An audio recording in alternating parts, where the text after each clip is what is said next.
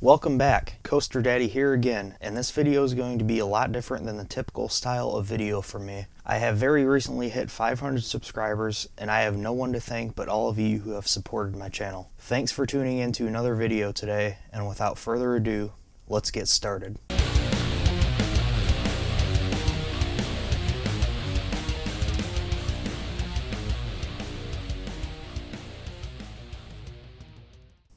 This type of video seems a bit weird for me to do in all honesty, but since I have reached 500 subscribers, I really wanted to do something a bit different and somehow incorporate you guys into the video. I have asked everyone to submit various questions to me via social media, so I will be answering the questions I received. In addition, I will discuss myself a bit, as I've always planned on doing a video talking about my history as an enthusiast just to share with you all. I figured this would be the perfect opportunity to finally do that, as I'm guessing if you clicked on this video, you are likely a regular viewer and enjoy listening to me ramble on about coasters. Onward. First, let's discuss your questions. Jacob22437 on Instagram asks, "What's your favorite element?" That is a really difficult question for me.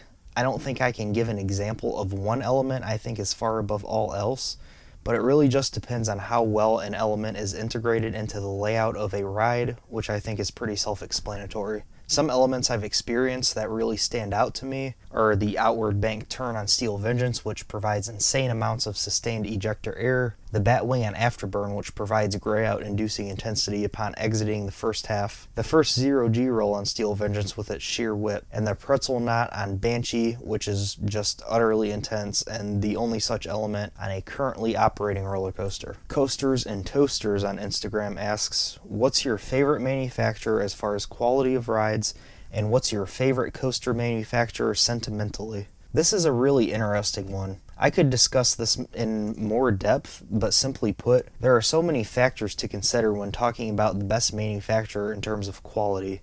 It is so subjective, and every manufacturer varies so greatly and excels in different areas. From personal experience, my favorites as far as quality are pretty unsurprising: Intamin, B&M, RMC. However, as far as my favorite manufacturer from a sentimental standpoint goes, one stands out above the rest: Intamin. At the time I became an enthusiast, Intamin was still very prevalent in the US and building many of the best rides in the world, and my home park of Cedar Point was still in their Intamin boom, where they installed exclusively 4 Intamin roller coasters from 2000 through 2007. I look back with much nostalgia on this huge period for Cedar Point and the roller coaster industry in general. A bit more on that later. Downhill Adrenaline on YouTube, who is a very loyal supporter of mine and has been here basically since the beginning, asked me several questions. Be sure to go check out his channel, which I will link in the description. He did a shout out video for me very early on, and I thank him for that, as it helped gain a few new subscribers.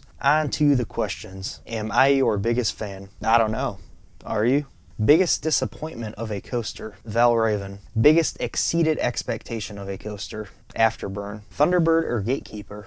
Definitely Thunderbird. I love both though, and can't wait to get on more wing coasters, as I love those wing coasters. Kings Island or Cedar Point? Cedar Point, of course, but Kings Island is a phenomenal park and does some things better in my opinion. Waldameer or Holiday World? Holiday World. Both fantastic parks, both very charming, but very different. Ravine Flyer 2 is a world-class coaster all around, but you can't argue with the lineup at Holiday World. They do both have great water parks, I have to say. How to Play Everything on YouTube asks, "What Cedar Fair park do you think will get a Giga after this?" None. I don't know if any parks in North America will receive a new Giga coaster after Kings Island in the foreseeable future, unfortunately. Maybe Busch Gardens Williamsburg. Daniel Lilly on YouTube asks, "Why is the launch track on Top Thrill Dragster painted in alternating red and white? Purely aesthetics, or is there an underlying purpose?" Aesthetics. GP Coasters on YouTube, who you should absolutely go check out and subscribe to, link in the description, asks, "What are some of your most and least liked restraints?" GP Coasters, that is a great question, but I am probably going to do a full video on that subject in the future, so I will reserve my thoughts for right now. Thanks to all the people who submitted great questions for me. Now I'm going to move on to the portion where I discuss a little bit about myself, how I became interested in roller coasters, and how I got here discussing roller coasters on YouTube. My real name is Dale, and I am 24 years old. I live in Northeast Ohio, roughly 35 minutes east of Cedar Point. I was born in 1994, and something that is kind of cool, I guess, is that although I've never lived in Sandusky, I was born in Sandusky, my parents would buy us season passes for Cedar Point for Christmas every couple years or so when I and my three brothers were much younger. I recall having passes in 2000, 2003, 2005, and 2007. During the 2005 season, when I was still 10 years old, I started thinking during one of my visits to Cedar Point that I might want to try some of the coasters, as I was intrigued. Up to this point, I had only done Junior Gemini and Woodstock Express, as well as Cedar Creek Mine Ride, which was my favorite ride when I was 5. I even remember looking specifically at Gemini and thinking, that might not actually be too bad. On one of the trips soon to follow, possibly even the next one, I got brave enough and decided to try Blue Streak. After we were loaded, restraints checked, and cleared for dispatch, I began freaking out. What was I doing? By this time it was too late though. I rode Blue Streak and was terrified, but I was hooked. I became obsessed.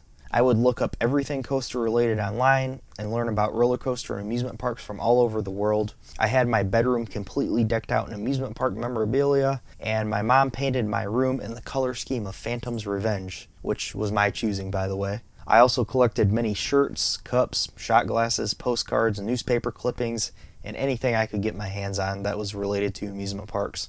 I still have much of these items somewhere in my shed, including a huge binder overstuffed with newspaper clippings and amusement park brochures. I was a member of many online forums around this time and had a list of about 10 roller coaster websites that I would visit on a daily basis. Among these were CoasterNet, Negative G, Coaster Buzz, Theme Park Review, and Coaster Gallery. I would also be able to witness and read about the speculation regarding a major coaster for the first time, as during summer of 2006, red Intamin track began to appear in the empty grass area of the Cedar Point Express Hotel, then called Breakers Express, which is located off property. This of course culminated in the exciting announcement of Maverick on September 7th, 2006. Also, something really cool I got to do was star in a commercial. My dad heard on a local radio station that there would be a Kennywood commercial shoot in Cleveland and they needed people for it. Knowing of my obsession with roller coasters and having told him about Kennywood, which was a huge bucket list park for me at the time, my parents took I and my younger brother to this commercial shoot.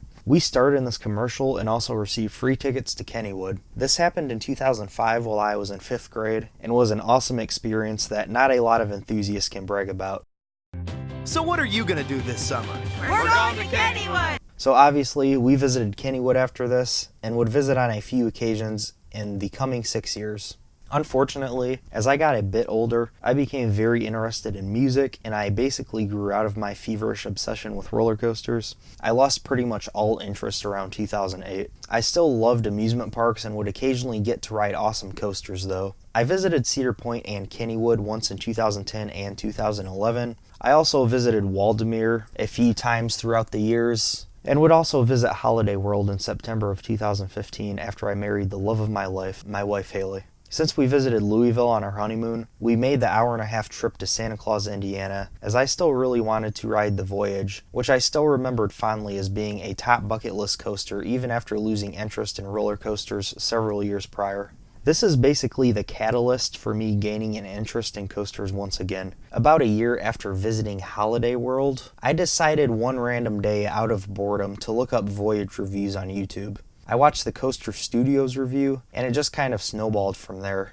I would watch many more coaster videos, and this was all new to me, as this big community of enthusiasts on YouTube didn't exist back in 2008. I eventually discovered many awesome channels that I watch regularly, such as Amusement Insiders, Airtime Thrills, Canada Coaster Fan, Theme Park Crazy, Coaster Hipster, Coaster Fanatics, Coaster Hour, That Intamin Guy, and The Chain Lift, just to name a few. Of course, I also found out about many exciting developments that had been made in the industry. Several more gigas had been built, and this little company known as Rocky Mountain Construction had begun to take the industry by storm, seemingly overnight. And then of course, Mean Streak was closed and we all knew right away what would happen there. I really got back into the discussions around the time Steel Vengeance was officially announced, and of course, I would create this channel on September 12th, 2018, something I had wanted to do for at least a year or so leading up to its creation. I visited Waldameer for the first time in several years in July of 2018, and I really wanted to review one of my all-time favorite coasters, Ravine Flyer 2, which is how this channel started. I would also purchase a 2019 Platinum Pass for Cedar Point in August 2018, and Labor Day weekend 2018 would mark my first visit to Cedar Point in 7 years, and of course, I found a new #1 in Steel Vengeance.